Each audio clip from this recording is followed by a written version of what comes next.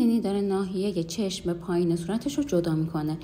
پس چرا میگیم بهتره دست نوزاد دستکش نکنیم؟ سلام، میخوام درباره یه رفتار جالب توی نوزادا و یافته‌های اخیر مربوط بهش صحبت کنم. مکیدن انگشت از همون زمانی که نینی توی شکم مامانه شروع میشه.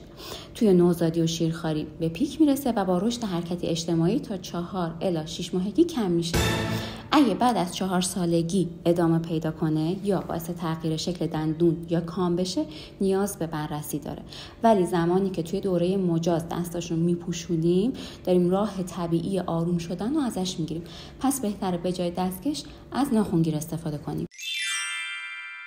در ادامه مبحث قبلی لازمه بدونید نوزاد به ویژه نارس رفتارهایی داره که میتونه نشونه استرس باشه.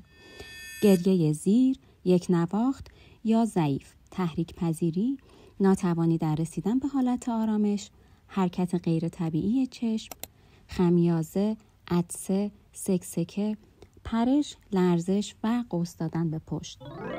اینجا لازمه به نوزاد کمک کنید. تحریکات محیط رو کم کنید، مثل نور، صدا، لمس. جالبه بدونید حتی صدای گفتگو یا بوی تند هم میتونه برای نوزاد زیاد باشه.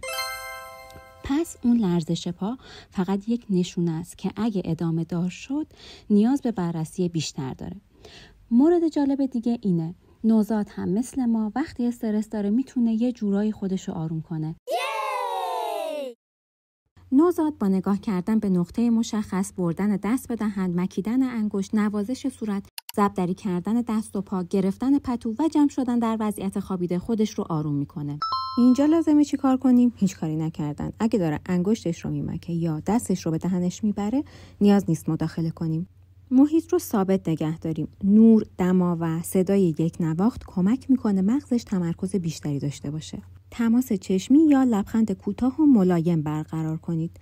پاسخدهی زیاد در این مرحله ممکنه چرخه آرامش رو مختل کنه. بهش اجازه استراحت بدین. در نوزاد ترم خود تنظیمی یعنی توانایی بازگشت به حالت تعادل بعد از تحریک. اگر خیلی زیاد و سریع واکنش نشون بدیم، فرصت تمرین خودآرامسازی رو ازش میگیریم و اگه بی تفاوت باشیم، نوزاد دچار استرس پایدار و دلبستگی ناایمن میشه.